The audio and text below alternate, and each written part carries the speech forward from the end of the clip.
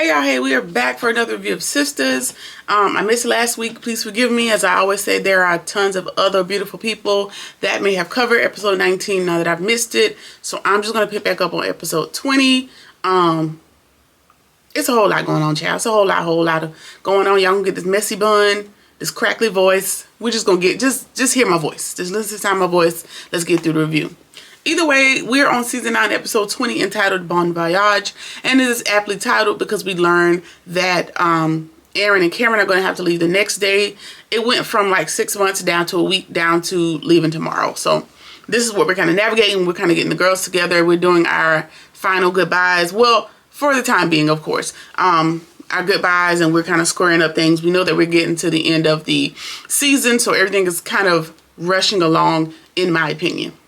Either way, we see Andy and she's getting ready for the girls' night out, and her mama comes into the room to further berate her for not being a wife, not having kids. Her mom's getting older, blah, blah, blah, blah, blah. And while her mama's there, she kind of blanks out for a second, which kind of gave like symptoms of stroke, in my opinion.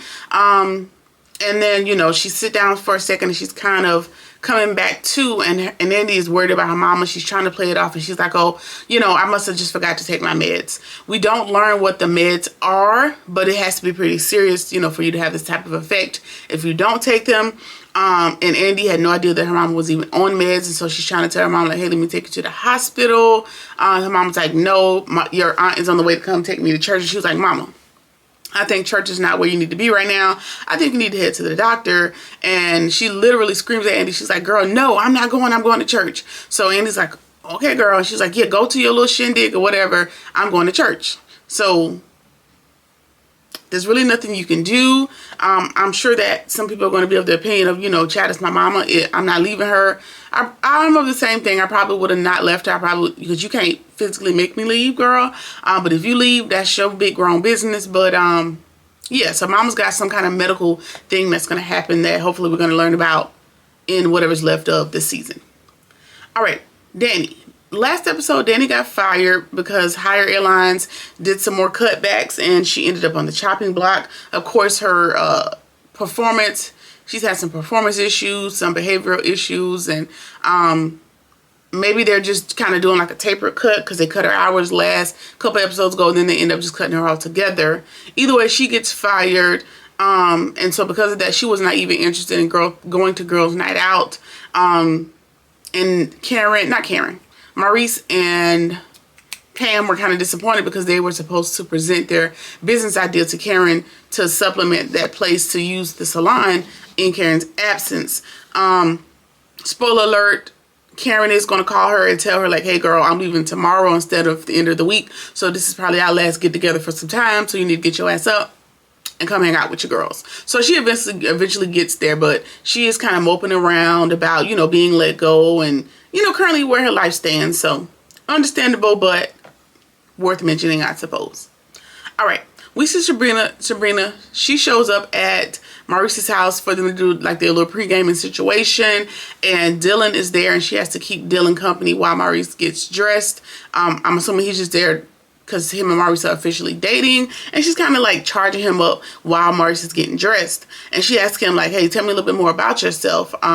You know, how's your upbringing, who you voted for, your intentions for Maurice, just the gamut of questions when you bring like a new person into the friend girl group or who somebody else is dating. You kind of want to get a gist of who they are. He says he was brought up in a small town. His sister, Peyton, is that her name? I can't remember her name. Whatever, Paige always looked after him, you know, brother and sister, typical story. His parents were or are conservative, if I'm not mistaken, so that might give you an inclination as to who he voted for. He also tells her that Maurice is the first black man that he's ever dated, so that's going to be interesting. And Sabrina's, you know, she's listening to him. She's like, okay, cool. Did Maurice tell you I've been to jail before? Like, I guess she's kind of on one, coming off of the high of going back and forth with Damani and his fiance. And she was reminding him, like, yeah, I've been to jail before and I don't mind going back. So just a little like lighthearted thread to let him know, like, hey, you better be good to my friend or we're gonna have smoke. Nice enough. All right, so Aaron tells Karen that, hey, I got a backpack because I'm headed out to Seattle the next day. Like I said, he wanted to go ahead of them getting there at the end of the week to get things settled. So what he planned on is, hey, you stay here, get things settled, get the movers set up, and I'll go and get that place set up. That way when you and Faith come, that'll be less of a burden on you to get done when you get there. Sounds harmless, but she does kind of get upset because he made the decision without talking to her about it first. And he just really just absentmindedly assumed that, hey, I thought this would help lighten your load, make things a little bit easier, you know, in our transitional period, but I understand. My bad. And she was like, okay, cool, you know, I get it, but me and Faith are going to go with you as well. So, yeah, I really need to enjoy tonight out because this is going to be it for a while. You know, I'm not going to let you go do it by yourself. Me and Faith can go with you. Mama can stay here and finish up the apartment stuff. So, the timeline, like I said, things are very speedy these last couple episodes, but so now tonight is the big shebang, the last hoorah. All right, we see Sabrina talking to Maurice, and she has to brief him on everything that happened with the phone call with Damani and his fiance. If you missed it, because I didn't do a review, I'll do a quick summary here. Damani and his fiance kind of showed up, and they got into a shoving match with Rich because he showed up with flowers, blah, blah, blah, blah, blah. We're at the bank, and everybody's kind of threatening Sabrina to get rid of these. Well, Damani and his fiance are wanting her to get rid of them. And so she goes and she talks to Fatima about it. And Fatima's like, well, they handing out threats. Let's hand out threats as well. Hey, I'm calling from a reputable law firm. Heard you've been harassing my friend. You also came on to her, so this could be retaliation for that. This is going to be very costly, and you're going to lose your job, and the bill's going to be on you. So your fiance has cost you a lot of grief for something that don't even have nothing to do with her. So what we trying to do? And she was like, so the fiance is like, yeah, let's do it. Let's throw the book at us. We got money for a lawyer. And Damani's looking like, girl, be quiet for a minute. Like, let's not spend some unnecessary money about some kids I don't even want to be involved with that I just kind of donated for the cause. And so, you know, they kind of going back and forth at it, and then they get back to Fatima, and they're like, okay, cool. As long as I don't have nothing to do with these babies, let's drop some solid paperwork. I'll be done with it. So it seems like the Damani thing kind of came and went within 3 episodes. Hopefully we're done with it. Hopefully he doesn't allow that lady to drag him by his balls to do this whole legal thing, because I mean, your hands are going to be tied at a certain point because you're in Georgia and all these other invasive laws that are coming about when it relates to women's bodies. Not going to get on that. Don't have the energy, right? Cool. So it sounds like, you know, everything is squared away, wrapped up in a bow when it comes to Damani. We're going to drop new paperwork, and these people are now out of our lives, and you can do nothing or whatever. You can do everything. Whatever you want to do with this, you should be free to do it now. Fingers crossed. All right. So everybody's at the get together. Okay, we already talked about Danny. So they go out to dinner and drinks and whatever. Everybody's just kind of hanging out, kind of chilling, dancing around. And Danny goes to check her bank account because her card is declining, and she immediately assumed like, hey, Tony was able to get back into my account and take my money. And so she's like, my settlement check is gone yet again. I'm about to call the cops. Like, I'm sick of this. And Sabrina's like, hey, you coming in hot. Let's remember, you put the settlement check in a savings account. So of course you're not going to see it in your debit account. We moved it. So crisis averted. Again, like there's a lot of stuff that's been like introduced, taken out, introduced, resolved very quickly. Like that's what's happening right now, unfortunately. The girls, they're still hanging out, and Dr. Vaughn keeps blowing Andy's phone up. I mean, calling and texting back to back, and she's like, he's not getting a hint that I'm ignoring him, and that's aggravating. Mind you, we just found out all this information about Dr. Vaughn in the last episode. In the last episode, the women were giving their testimonies to Benson, and so much so that Benson is like, I am so sorry. Like, this man brought my children and my grandchildren into this world, and my late wife would turn over in her grave for me to turn a deaf ear to all y'all are testifying and telling me. So I think that your cause is more worthy than what Dr. Cruz got going on. So I'm going to escort him off the premises, and we're going to take y'all case. Now, I would have put money on him still sticking with him because the good old boy system will prevail in most instances. So that was a little shock for me. But and then not only that, when he showed up at the office, he was basically a little antagonizing the girls, talking about, oh, what are we doing? Like DEI hiring. Like he was basically like being nasty because he walked in on them sitting in the law firm. So I was glad they threw his ass up out of there. Either way, one of the ladies said, yeah, there were 2 doctors in there, and she remembered his name. She was like, yeah, Dr. Vaughn. Like, Dr. Vaughn basically co-signed on what Dr. Cruz was saying, like, painting her out to be crazy and all this other stuff. So it looks like Dr. Vaughn, I don't know, because you also helped out with Karen, but some of the ladies are saying you ain't helped them out, so I don't know what that was about. I'm not sure. Hopefully we'll get some answers, but it seemed like, so far, like, Dr. Vaughn, you was playing the field. You playing both sides of the fence, but you got some loyalty to Dr. Cruz as well, and that's really gonna piss me off. So this is the energy that Andy is on when it comes to, like, hey, I'm avoiding Dr. Vaughn. I don't want to talk to him, but again, he's still talking to her. He shows up and he texts her. He's like, I know you here at this place, you know, and she's like, so she storms outside to go give him a piece of her mind. Cause sir, are you stalking me? Like, what are you doing pulling up on me? And he was like, nah, you put your location on, let's just say Snapchat. I don't remember the platform. And you know, and you've been ignoring me, so I wanted to come see what was up. Like, that's a major shift from where we were the last time we talked. And so she tells him, listen, I know about you lying for Dr. Cruz and standing up for him and going against these black women. And he's like, no. I have a really good explanation.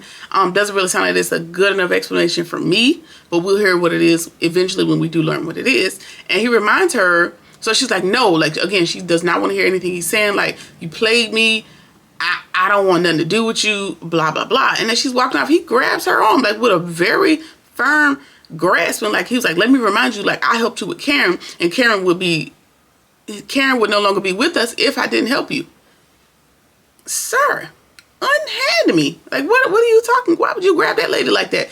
That really pissed me off. Even if you had a damn good reason that you should be hurry up and spilling, I don't see where the arm grab comes in at, but I digress. Either way, we gotta see what develops with Dr. Vaughn. It ain't looking good, but we'll go through it. So that's what happened there. We see Rich, Zach, and what's his name? I can't remember his name, but we can call him the old head, OG.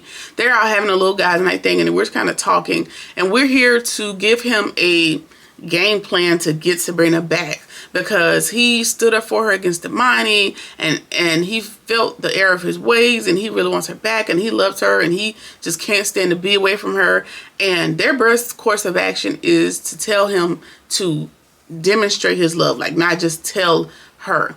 Now, there wasn't real much addressing of, hey, yeah, this girl found a sperm donor, even though I got in the way of that. Hey, I showed about this lady's job a million times. Hey, I said horrible things to this lady. Hey, I slept with my best friend's sister to get back at the lady because I was feeling the kind of way. Hey, we didn't address that. All we doing is saying, hey, show her you love her.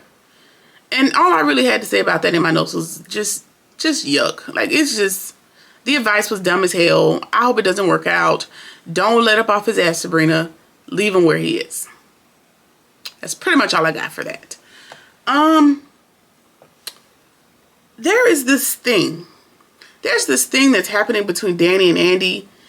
And I don't know if because Karen is leaving the show, we're setting up some other stuff to kind of happen in next season. I don't know, but it's really annoying. Over the past, let's go say 4 or 5 episodes, I've seen where Andy and Danny have kind of been bickering at each other. And what I've kind of deduced is Andy has an issue with Danny because Danny always brings up the myriad of men that she entertains and her horrible decision-making skills when it comes to men. And that just pisses her off. And now she just hates Danny's guts for it. And they're barely friends at this point. And that's what it is. So they're going back and every time they kind of get within 3 feet of each other, they're going back and forth and kind of nipping at each other. And even Karen says in this episode, like, girl, I don't even know why y'all friends. And at this point, girl, I don't know either. Like, girl, we done been friends since college. All this back and forth and nitpicking and making up to break up, girl, don't have the time. Don't have the energy. I don't. You shouldn't either. So it's aggravating, but it seems like this is something that's going to keep going, unfortunately. So, yeah. All right, so Danny finally gets around to present the idea to Karen to turn the salon into a spa / hookah lounge / club situation. I don't even know what it is. All I heard was hookah lounge, spa / hair salon. They want to jazz it up because it's giving beauty parlor currently. If you are a woman of a certain age, you probably know what that is. It's giving like the beauty parlor, like the beauty shop. It's giving like Merrill's place type of what a white women go get their hair done. It's giving more of that, and they're trying to bring it like more Atlanta, you know.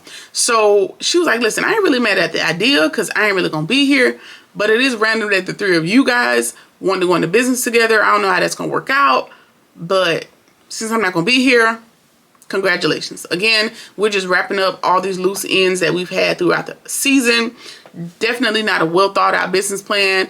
You also have a business arrangement with Miss Willis, so don't know how that's going to work out because that lady's going to want some ROI. She's going to want some return on her investment. So it's not as simple as we think it's going to be, but we'll go with it.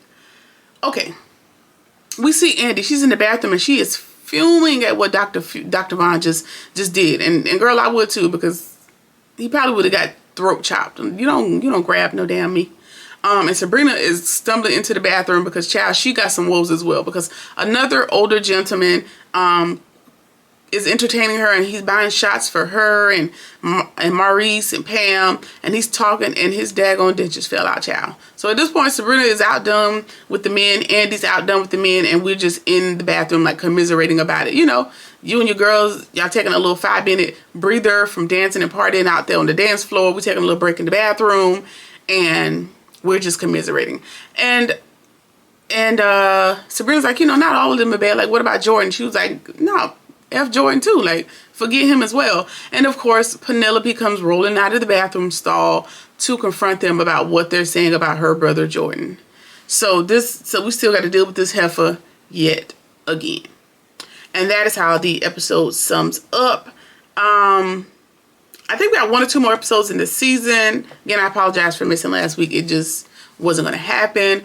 Yeah, let me know what y'all think about the episode. Let me know, do y'all think like there's a lot of things that's like wrapping up very quickly?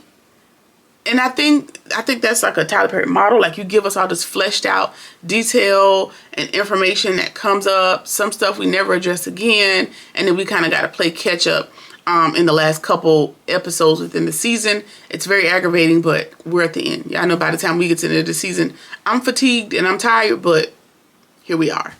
Either way, let's talk about it in the comments. We'll get into it there. In the meantime, like, comment, share, subscribe, or whatever it is that you feel like doing. And I'll see you in the next one. Peace.